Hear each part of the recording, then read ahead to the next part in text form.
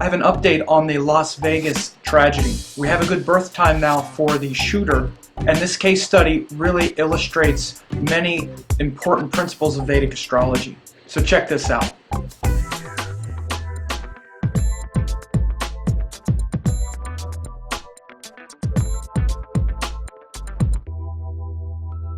I'm doing this update on the Las Vegas shooting because we have a correct birth time now for this Las Vegas shooter. And so I wanted to do an update because it really lands a lot of these themes that were shown in the shooting itself when I did describe and do the case study last week after the Las Vegas shooting. I described several things that lined up, in particular planets in very late degrees, very early degrees, aspects of things happening at exact moments. We can see that this updated chart, first we'll start with the shooting itself. We see the shooting, the shooting happened at 10:05 p.m. in Las Vegas, and that makes for a 27-degree Taurus sign, Taurus rising exactly opposite Saturn at 28 degrees. And you see that the moon had just gone into Aquarius, just passed over K2, the south node. And of course, Rahu was also opposite at 29 degrees. So we have these, what's called Gandanta points of both Saturn and Rahu in these water signs. The Gandanta between water and fire signs were very much at play. We also have what's called the Kalasarpa Yoga, which are all the planets in between Rahu and Ketu.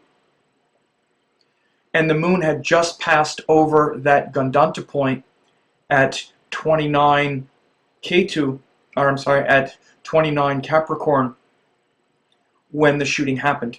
Saturn was also aspecting Ketu very closely at, because Saturn was at 28 degrees of Scorpio, which is aspecting that 28, 29 degrees of Capricorn, and the moon had just passed over it when the shooting happened, and the ascendant at 10:05 p.m. Las Vegas time was also exactly opposite Saturn in the sky.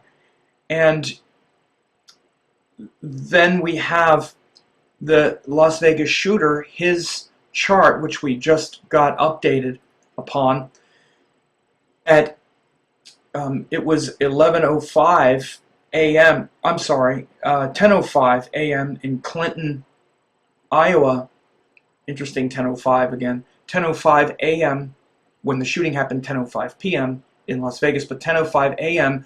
this Las Vegas shooter was born, and you see that's very late Gemini, 29 degrees and 24 seconds, very late Gemini. But look at all of the planets in very late and very early degrees. It's not just that his ascendant is 29 Gemini, but then his ruling planet, Mercury, because Mercury rules Gemini, is also 29 of its sign, Aquarius. We also see that the moon, when he was born, was 29 of Capricorn. And we also see that Jupiter was like 1 second of Taurus rising. So this was the day that Jupiter even changed signs. Again, seeing Jupiter change signs, Jupiter's a slow transit. So he was born the day that Jupiter went from Aries into Taurus. Now you want to understand something. This thing of all the planets at the very late or very early degrees, in effect planets changing signs, is something that is extremely important in the Vedic astrological system, at least. Now again, you want to understand this is purely sidereal zodiac, as it's been practiced for thousands of years. And yes, I'm going to reaffirm this because there'll be people who say, why don't you do case studies about tropical or sidereal? First of all, tropical Vedic astrology is really, it's a total disaster. I mean, it's not in any text, it's just some aberration. But if you want to see the power of Vedic astrology working, of course it uses sidereal zodiac, and this is the reason why you see things like such an emphasis placed on things like Sandhi in that astrological system.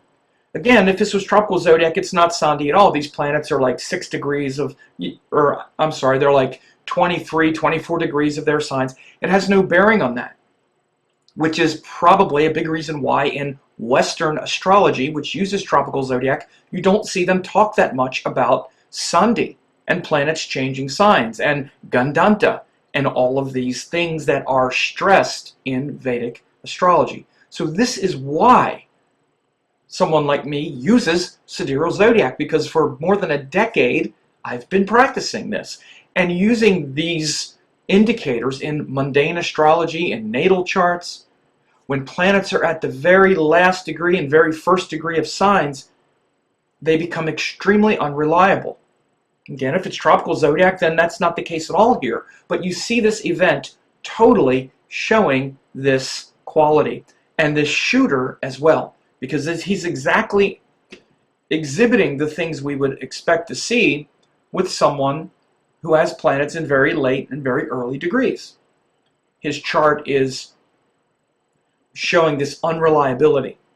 Not only his ascendant is 29, like, a few minutes away from Cancer, but then the ruling planet, which would try to stabilize that, which is Mercury, is also Sandhi. Very last degree of Aquarius, right before the first degree of Pisces, where Mercury's debilitated, by the way. And then even his moon, which is his mind and his heart and consciousness and awareness, also very late degree, last degree of Capricorn. And it's in the 8th house, right on the 8th house cusp. So again, this is the way Vedic astrology works. Whole sign, whole house system, and this is why. So once you start doing precise predictions or precise mundane astrology, you start looking at events, you see this like all the time, these kinds of indicators. Again, Jupiter also less than 1 degree, it just moved. So things related to Jupiter, which are a sense of purpose and hope and optimism, are very confused. It's in between the frustration and fury and power of Aries with the stability, structure, and desire for, certainty of Taurus. So again, many times when you see Jupiter in earth signs, you'll see a sort of materialism or sort of greediness or those kinds of things that can set in. Again, this person was quite materialistic, accumulating a lot of things, houses, cars, of course, unfortunately we find out guns as well. But also things like gambling and that kind of intensity around that sort of intense emotional experience. This person was was born with Moon Rahu in the 8th house, and again, this moon is at the last degree. Not just Moon Rahu in the 8th, which also I've seen many times Moon Rahu in the 8th, or even just Rahu in the 8th, Mars in the 8th. Rahu Mars in the 8th can show things like gambling and risk-taking, because the 8th house is about risk and intensity and drama. That's what the 8th house is about, and his moon was there. Again, the moon for him is also the 2nd lord, which has to do with money and wealth. So this is why this person would, even sort of gamble his money away quite a bit, and he would earn a lot of money and then kind of sort of waste it away and then earn it and then waste it away.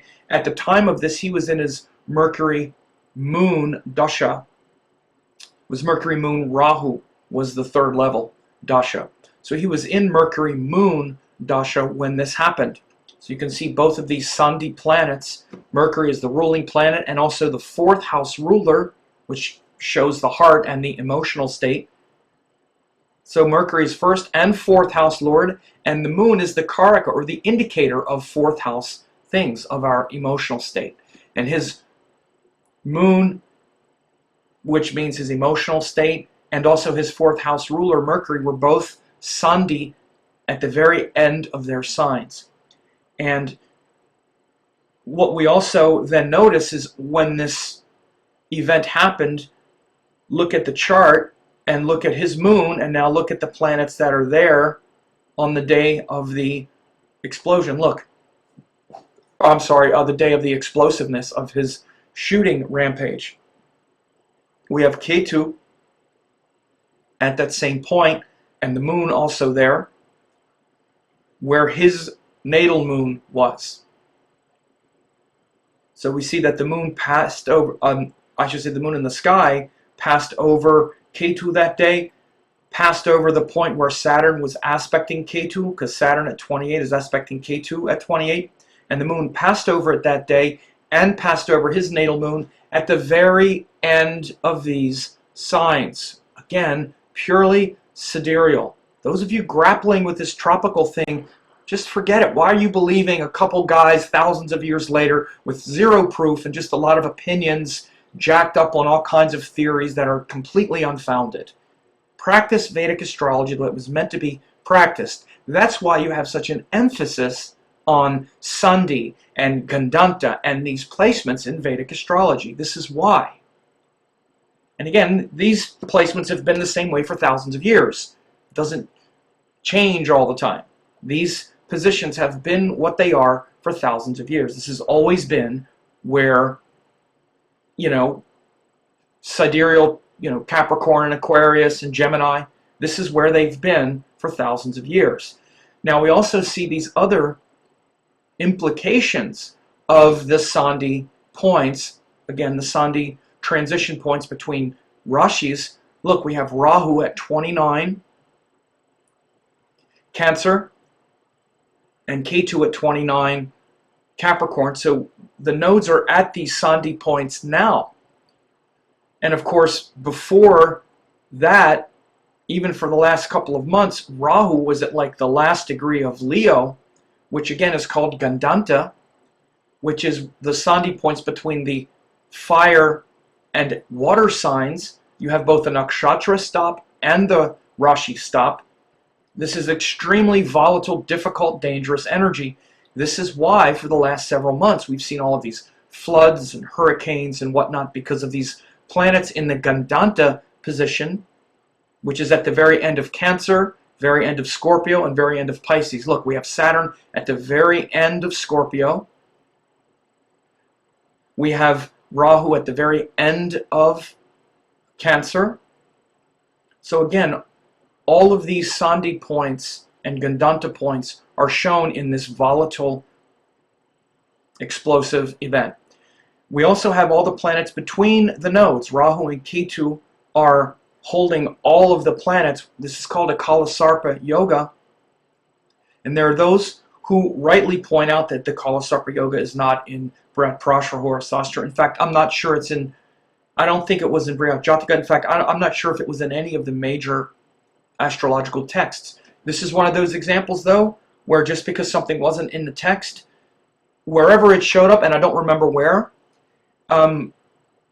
through years of experience of both natal charts and mundane charts like this, I've come to realize that when all the planets are in between the nodes, you need to look at it. And you need to look at it for things like this.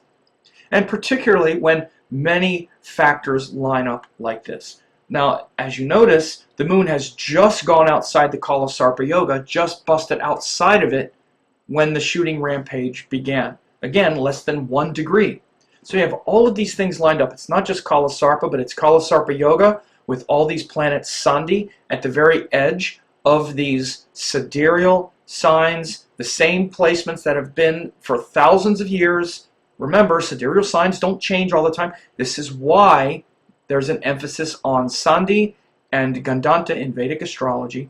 As soon as the moon breaks outside of that, you see this explosiveness. And again, you just want to understand, that's not emphasized in Western astrology, hardly at all. It's not talked about.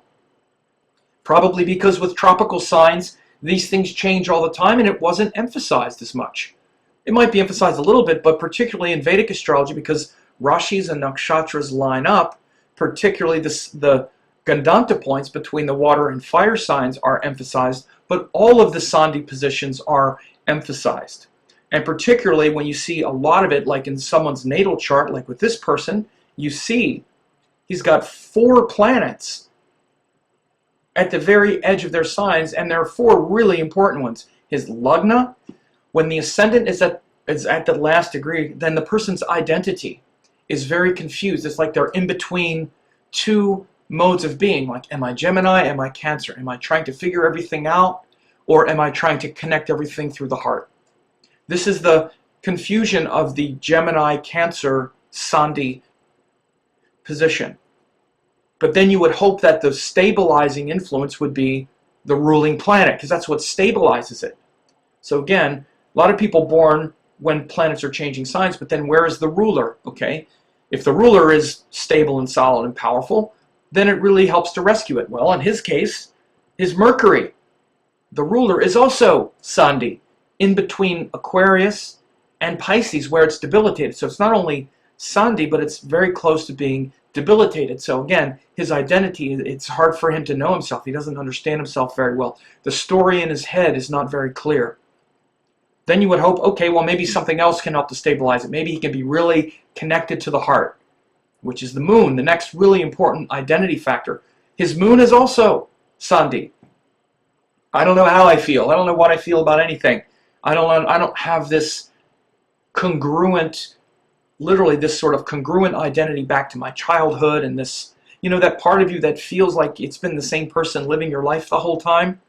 That really comes from the moon, and even into your past lives. The moon is that congruent emotional reference point.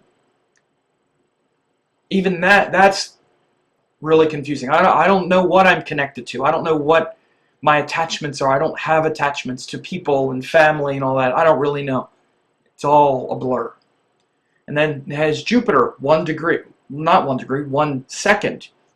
Jupiter just changed signs, so it's like, I don't know what I believe. I don't know what inspires me. I don't know what the meaning or purpose of it is. Maybe it's to just make a lot of money. All right, I'll just gamble. Okay, gambling. You know, we're either pursuing God or money a lot of the time. And so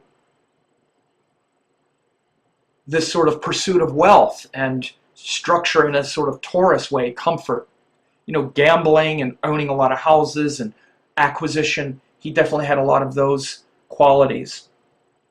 So you can see these things very clearly, especially with this updated birth time and the ascendant at the very end of Gemini. Again, I'm going to just say it again, this is purely sidereal zodiac. Okay, and again, it's one of the reasons, like every reason, that Vedic astrology is based on this zodiac. And again, you want to understand, and someone like myself who has been studying astrology for more than 2 decades, this is why I've been saying that people who are not using the correct zodiac are not really practicing what we would call Vedic astrology, because all of the methods and these principles, one after the next, has been developed with the congruent aligned zodiacs of nakshatra and rashi. This is a perfect example. Everything to do with nakshatras and navamshas and what we say about rashis, all of that. So once you separate that, you're really not practicing it the way it was intended to be practiced. This is why you have emphasis on things like this. And you don't have emphasis on things like this in Western astrology. They emphasize other things, things like progressions and solar returns. Why do you think solar return and solar progressions and solar arcs and all of these things are so important in Western astrology? First of all, they're based on the sun, just like the tropical zodiac. For example, this is purely based on a zodiac that has not changed for thousands of years. The sidereal positions there, it's the original zodiac from Babylon, and it has not changed for thousands of years. And so many of their systems are based on things like the exact degrees of the signs, of the sidereal signs, Jaimini astrology with the Jaimini Karakas, Atma Karaka, Amacha Karaka, blah, blah, etc. Totally based on sidereal. And you can't just say, well, it works fine for me, tropical works for me. This is not the way it's practiced. And so this is a very good case study. So those who are always saying, well, do a case study side by side, you're seeing it. So people that call for that, everything I do, every update I do, you're seeing case studies using sidereal zodiac. I don't need to pull up tropical zodiac to say, see, none of that works. Now, one of the things that's not zodiac specific, and it's the reason Western astrology also can show these things, is because the degrees are still the same. So the degree of the planets in his chart, all these 29s and 1s, you're still going to see the same transit of the moon passing over his natal moon, of this Ketu, the south node in the sky, going over his natal moon in this event chart. and other things that they look at in Western astrology, which has to do with aspects between Uranus and Mars and all the stuff that's going on. So, of course, that system works. But when you're looking at wanting to do Vedic astrology and understand what really shows natal chart implications, how to bring that into the transits in the sky and to make predictions, especially when you bring in dashas and these same universal principles. This is why you see 99.9% of Vedic astrologers who practice. I'm talking about students who say things and just kind of follow people. I mean, the practicing astrologers use sidereal because we actually look at this all the time. So again, you also see his Venus and his Saturn in this tight opposition. You see Saturn down here in Libra, retrograde. Venus also retrograde in Aries. Look how Venus is being dominated in this chart. It's in Aries, which is ruled by Mars, and Mars is also there, again, really dominating Venus. And Venus is also directly aspected by Saturn. Very powerful aspect. And again, Saturn shuts things down. His relationships and his ability to really empathize and connect through beauty and happiness and joy and feel good about it is quite compromised. And you want to also understand, just by the nature of the degrees, Saturn, you know, this is Gemini and this is Libra, but this is the last degree of Gemini and this is the first degree of Libra. Even though this looks like the 5th house, and you could look at it that way to some extent, it's really the 4th house cusp, because this is practically 1 degree of Cancer and this is 1 degree of Libra, which is Saturn right on the 4th house cusp.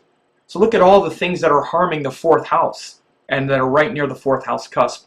Saturn, retrograde, right at the 0 point practically of that 4th house cusp. The 4th house ruler, Mercury, is almost debilitated but changing signs right at that point. Last degree. The moon, the Karaka of the 4th house, last degree. So his emotional anchoring and emotional support system that he has around him and within himself is very weak, very volatile, with all these planets in last degree or first degree.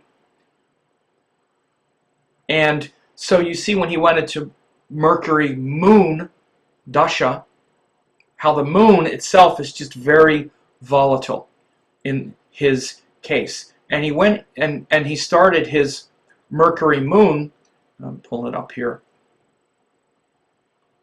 He went into Mercury moon at the end of August this year. Yeah, at the end of August. So August 28th, 2017, he went into Mercury moon, end of August. So again, that's a couple months ago. So this is when he was obviously planning and getting the ideas, the crazy ideas to pull this horrible event off. So it's a good case study. Unfortunately, a horrible event. We can only pray for these poor, unfortunate souls who lost their lives, the families who were left behind. Tragic event, but we can learn some very interesting astrological principles as a result. This is why, you know, we can look at these things and really get a clearer understanding, and his birth time coming out really shows the principle of planets in Sandhi and changing signs and the unreliability, the volatility of it. And again, purely sidereal zodiac. That's why Vedic astrology uses sidereal zodiac.